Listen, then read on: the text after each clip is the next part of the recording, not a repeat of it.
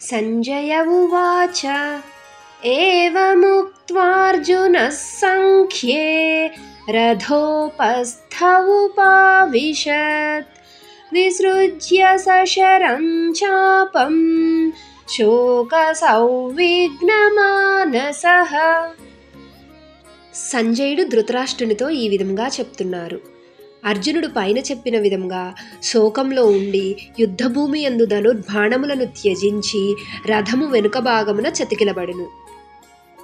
ఓం తత్సదితి శ్రీమద్భగవద్గీతాసు ఉపనిషత్సు బ్రహ్మ విద్యాయాం యోగశాస్త్రే శ్రీకృష్ణార్జున సంవాదే అర్జున విషాద యోగో నామ ప్రథమోऽధ్యాయః.